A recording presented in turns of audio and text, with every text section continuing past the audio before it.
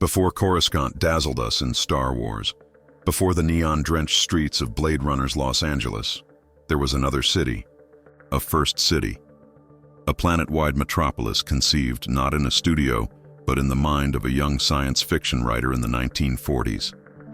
A world where all of humanity's knowledge was gathered and all its power was concentrated. A single gleaming jewel at the center of a galactic empire of 40 billion souls. It was the administrative heart of the known universe, and it was destined to fall. This is the story of that city, the story of a forgotten future. This is the dream of Trantor. To understand Trantor, you must first forget what you know about cities. Trantor wasn't built on a planet, it devoured one. Isaac Asimov imagined a world where every square inch of its 75 million square miles of land surface was covered in a single continuous metal-skinned metropolis. There was no wilderness left, no mountains, no forests, no shores, only the endless cityscape, protected from the harshness of space by colossal, climate-controlled domes. The entire planet was a machine for living and for ruling. It was divided into over 800 sectors, each one larger and more populous than any city on Earth today. These sectors weren't just neighborhoods, they were specialized organisms. One sector might be dedicated entirely to bureaucratic administration, its towers filled with trillions of data pads and millions of civil servants. Another might house the massive hydroponic farms deep in the planet's underbelly, fighting a constant war against entropy to feed its 40 billion inhabitants. Travel between these sectors was a monumental task. The primary modes of transport were high-speed expressways, levitating vehicles hurtling through enclosed tubes, and the public taxis, small aerial vehicles that navigated the dizzying vertical canyons between buildings.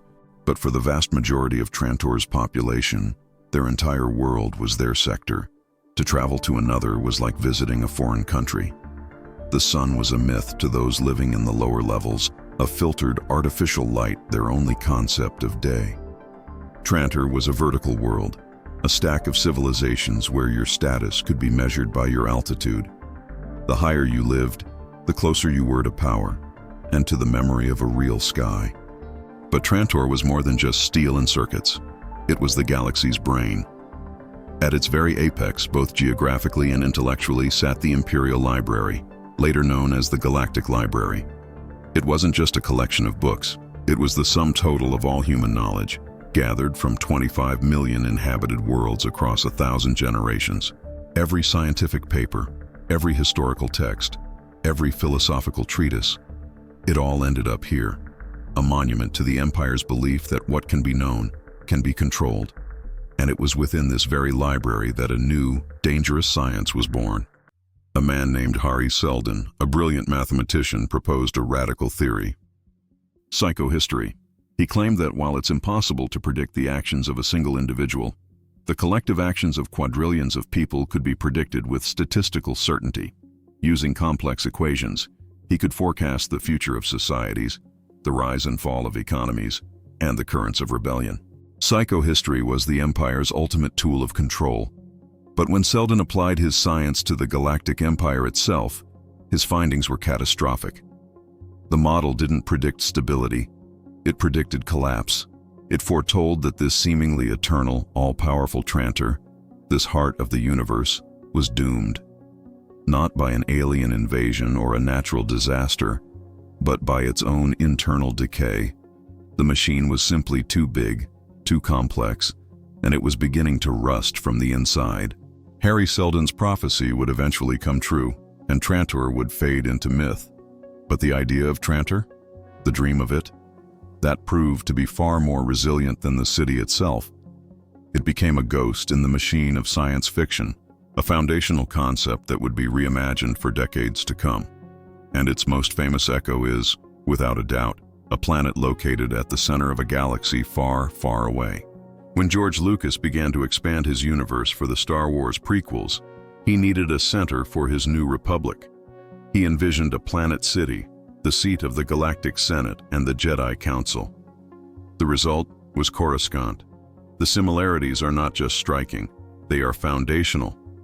a planet-wide city acting as the bureaucratic and political heart of a galactic government, countless levels of urban sprawl, a dazzling upper level for the powerful, and a dark, forgotten underbelly. It is Trantor reborn, reskinned for a new generation.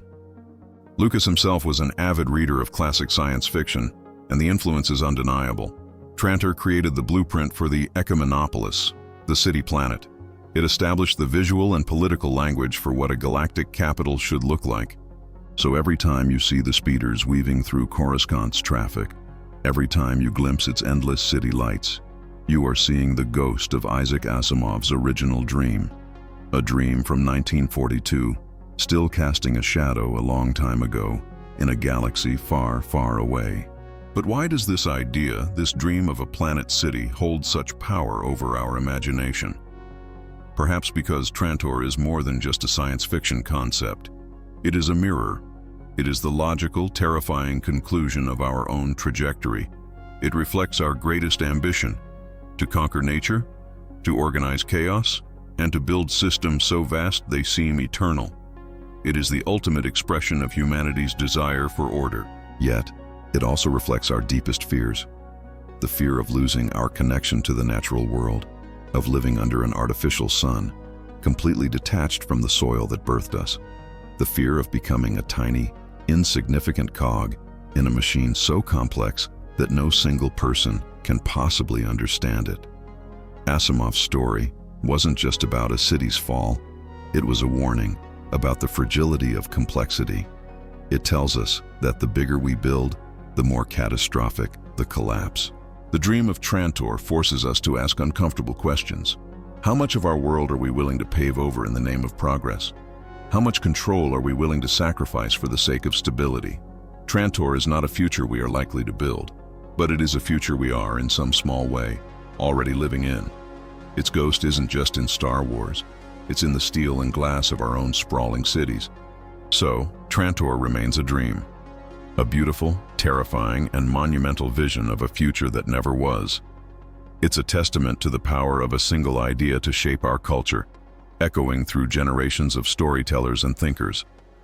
It reminds us that sometimes the most important futures are not the ones we build, but the ones we dare to imagine.